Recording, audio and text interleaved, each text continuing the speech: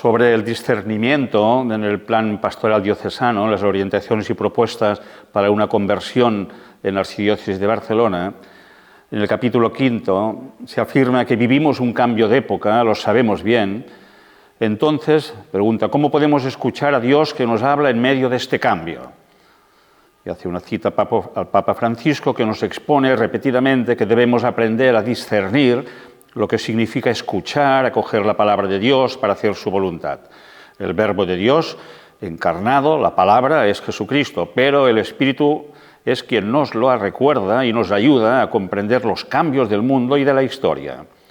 Ciertamente, un plan pastoral no puede pretender dar respuesta a todas las interpelaciones inéditas, se afirma.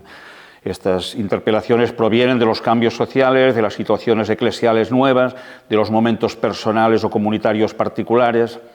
En este sentido, pues, estas orientaciones generales no lo cubren todo. Por lo tanto, debemos estar atentos a lo que el Espíritu va diciendo a las iglesias, como se afirma en el libro del Apocalipsis. Fíjate, Salvador, que estabas hablando de escuchar al Espíritu Santo, ¿no? Y muchas veces las personas se preguntan, bueno, pero ¿cómo puedo saber qué tengo que hacer? ¿Qué es lo que Dios quiere de mí? Y realmente Dios nos lo dice por medio de la escucha del Espíritu, es la escucha de la palabra, ¿no? De por sí el primer mandamiento no sería tanto el amarás a Dios sobre todas las cosas, sino el escucha Israel, el Shema, ¿no?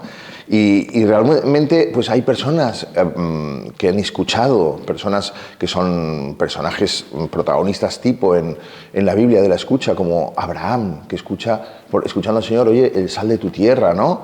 Moisés, que pone muchas excusas, pero Dios le insiste y le insiste. El mismo Jeremías también, lo mismo también, que si soy joven, que si, muchas excusas. O Samuel, que tiene todo un ruido interior que le distorsiona el no saber quién le habla y qué es lo que le está pidiendo, para qué es. Ahora, estos personajes bíblicos que has hecho referencia y nuestra propia experiencia también nos enseña que además de escuchar la voz de Dios en nuestro interior, estos movimientos espirituales que sintamos en nuestro corazón deben ser confrontados, discernidos comunitariamente. Porque si una vez uno también se podría equivocar, necesitamos que la comunidad nos diga si esto es de Dios o no. De aquí viene la importancia de un buen acompañamiento espiritual, un director espiritual de la misma comunidad, como era en las primeras comunidades cristianas, que se reunían y proponían a unos determinados miembros de la comunidad que se prepararan para el diaconado, para servir a los pobres, o para el presbiterado, para la celebración de la Eucaristía. Eran llamados por Dios a través de la comunidad. El discernimiento comunitario eclesial también es fundamental. Completamente de acuerdo. Fíjate que el discernimiento, esta manera de escuchar a Dios en nuestro interior, pero con la Iglesia requiere para que la palabra de Dios se haga una lectura sincera y no nos engañemos y no esté distorsionada de la realidad de lo que Dios quiere, pues tiene que haber una lectura creyente, por supuesto, tiene que ser una lectura que está llamándonos a la transformación interior, a la conversión, una lectura también orante, es decir, en diálogo y en relación con el Señor. Lo que no puede ser es que el discernimiento se haga sin el Señor, porque entonces no es discernimiento cristiano. Y después también una lectura eclesial, es decir, en el seno de la Iglesia, escuchando lo que la palabra de Dios, pues tal como ha sido interpretada por la tradición, por el magisterio, pero también no solo por esas grandes realidades, sino por las pequeñas de nuestro hermano de comunidad, de los formadores en el seminario o en los candidatos al diaconado, para que realmente aquello sea la palabra del Señor que nos ha sido transmitida por la Iglesia y la Iglesia nos la está haciendo, digamos, pues que ayudando a caminar. Sí, este discernimiento eclesial comunitario, además de la oración, del fundamento orante, como decías, sobre todo para las vocaciones llamadas a un servicio eclesial, a un ministerio de servicio, pues más importante es. También en la vida contemplativa, en los monasterios, cuando hay un candidato a integrarse en una comunidad monástica, la comunidad se reúnen y disciernen si aquel candidato puede integrarse a la comunidad o no. En algunos casos les dicen que no, en otros sí, si ven que aquel llamado realmente es de Dios y él está bien dispuesto a asumir los compromisos que comportan una vida monástica. Pero más importante es esta dimensión comunitaria para los que estamos llamados a ejercer una función pública, un ministerio en medio de la gente, en medio del pueblo, de pastores, ¿no? Para ser pastores en una comunidad necesitamos también comprobar si este llamado es realmente lo que la gente nos está pidiendo, ¿no? Y esto es este discernimiento eclesial comunitario. Sí, porque realmente además a la hora de discernir podemos darnos cuenta pues, que el Señor qué es lo que nos está pidiendo. Porque puede ser que yo tenga unos planes. Por ejemplo, María y José tenían unos planes que eran bien legítimos.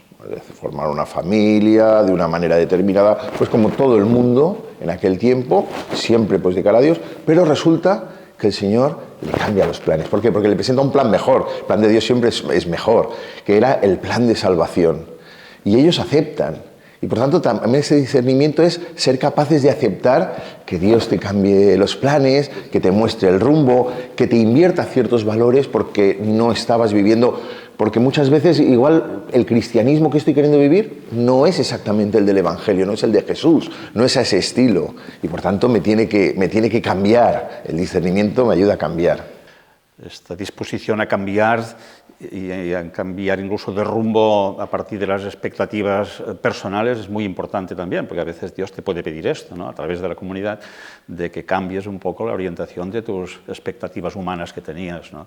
En este sentido, quizá hay una pregunta que siempre es útil para el discernimiento a los ministerios ordenados, que es ¿qué inquietudes tienes tú, qué preocupaciones experimentas ante la situación actual de la sociedad? Porque estamos presentes en el mundo, es un ministerio público, como decíamos, eclesial, y también qué es lo que te están pidiendo los demás, lo que te hace pensar en estas necesidades y cómo tú puedes dar una respuesta positiva de disponibilidad, de generosidad para responder a estos llamados que te hace Dios por medio de la comunidad.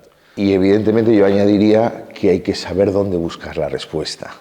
A veces podemos pensar que nuestro servicio, nuestro ministerio es una suma pues, de horarios, de actividades y no dejar que realmente este discernimiento llegue a nuestro interior más profundo, ¿no? Pues, por ejemplo, en el caso de un diácono, no es unas actividades, no es una parrilla de horarios, sino que lo primero es quién es, qué está llamado a ser, qué está llamado a vivir, ¿no? Entonces, preguntarnos dónde estoy buscando esas respuestas.